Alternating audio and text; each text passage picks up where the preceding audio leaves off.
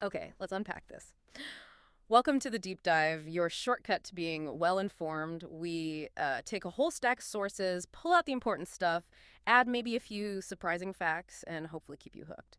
Today, we're diving into something pretty fascinating and, well, frankly, quite intense. It's a debate touching on national security, international law, definitely the complex challenge of global drug trafficking. We're looking at recent U.S. military actions in the Caribbean, specifically strikes on vessels suspected of carrying, illicit substances. Our main source for this is a, let's say, lively discussion from Fox News at the 5. They really tackled these events head on.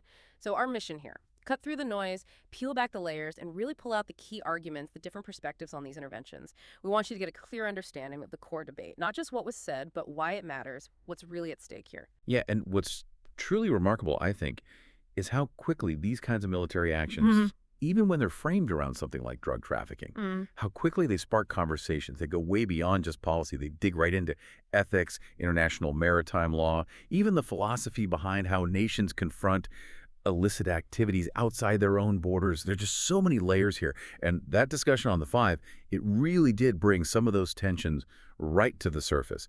It's a prime example, really, of current events forcing us to confront these age-old dilemmas. Absolutely. So let's ground ourselves in the facts first. What sparked this whole debate? Our sources point to U.S. military strikes on vessels out in the Caribbean, suspected drug runners. And these actions were explicitly authorized by former President Donald Trump. He also publicly claimed responsibility for at least 2 of these bombings, essentially. On one Monday, he stated 3 narco-terrorists were killed. This was a strike on a Venezuelan boat. And just 2 weeks before that, he claimed 11 narco-terrorists were killed in another strike. This one on a speedboat, also reportedly from Venezuela. And here's where it gets really interesting, or maybe complicated.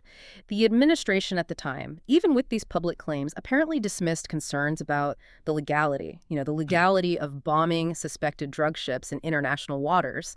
That immediately kind of throws up a red flag for a lot of people, doesn't it? I mean, these are areas governed by a complex web of international law agreements.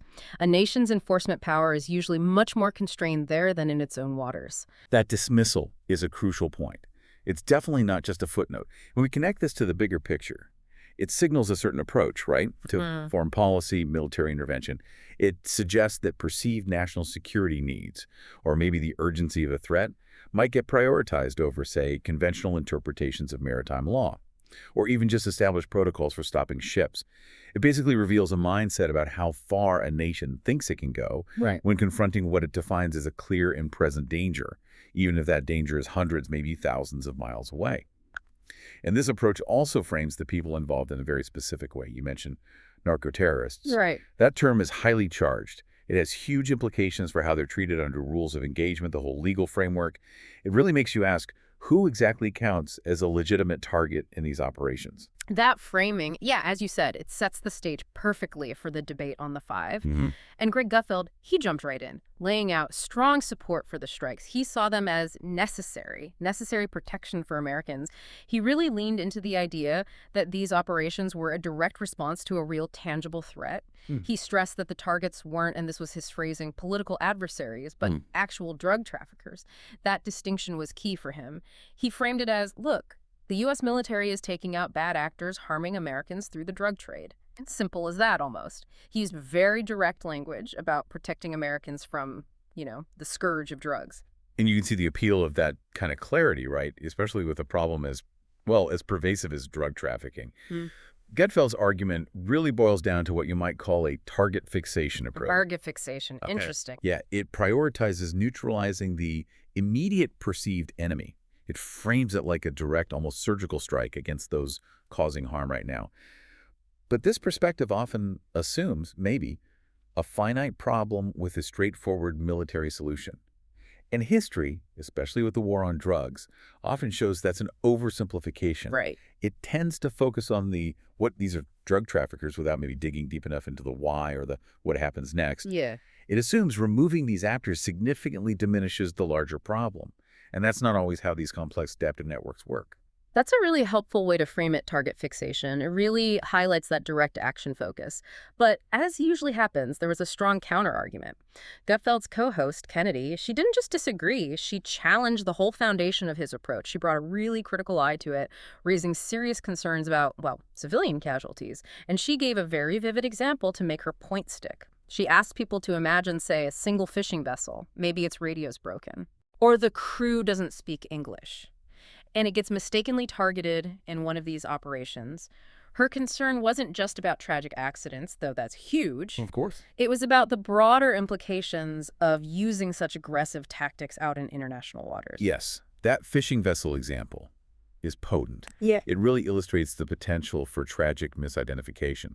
Because in the chaos of operations, even with good surveillance, telling a target from an innocent vessel can be incredibly hard. Absolutely. And this isn't just hypothetical, right? It speaks to the inherent fog of war, the risk of collateral damage that comes with any military action, especially when you're dealing with non-state actors in these huge maritime spaces.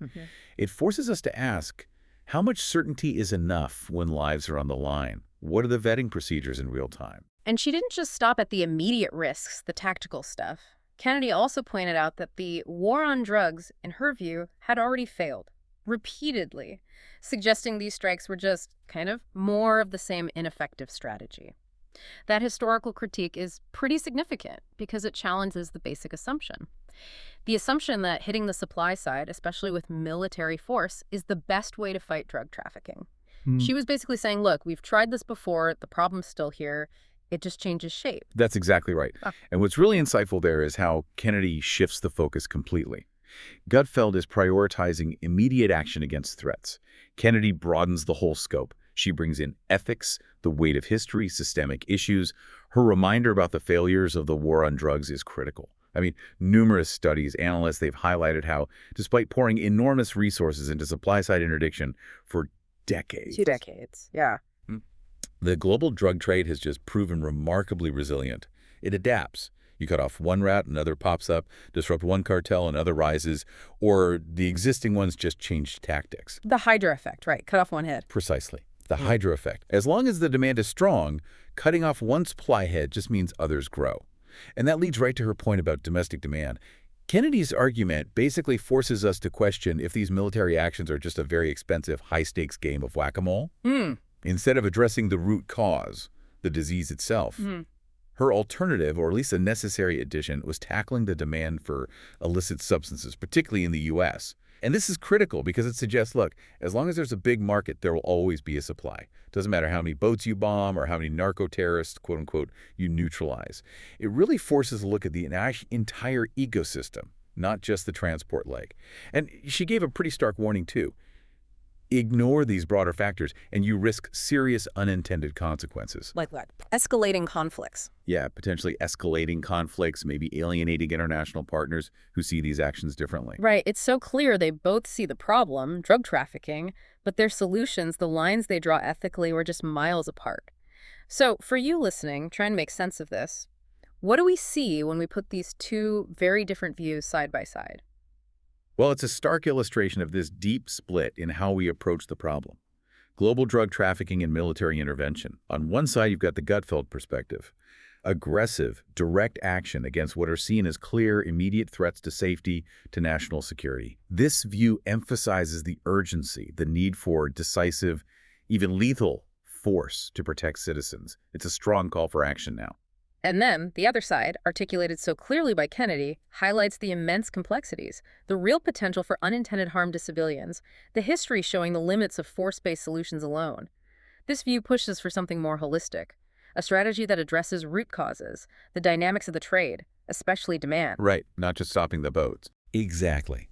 It's this fundamental tension, isn't it, between a pragmatic, immediate response focused on neutralizing a threat and a more complex, maybe longer-term, ethically thorny approach, trying to understand and mitigate the bigger forces at play. Yeah. And both views, when you look closely, they have compelling points, and they both come with their own set of challenges. It really shows you how one single event or series of events can be seen through such profoundly different lenses, each with its own internal logic. Our goal here wasn't to, tell you what to think or pick a side. Instead, we really wanted you to grasp the core arguments, the distinct viewpoints, the strong opinions on both sides regarding these U.S. military actions in the Caribbean. We aim to give you a clearer, more comprehensive understanding of these positions, help you make sense of a debate that's, well, way more layered than it might first seem. Yeah, and maybe this raises an important question for you to consider, just reflecting on this deep dive. When you're faced with an immediate, tangible threat like international drug trafficking, how should a nation really balance that appeal of decisive military action against all those complex factors, international law, the risk of unintended consequences, the historical evidence suggesting force alone often falls short?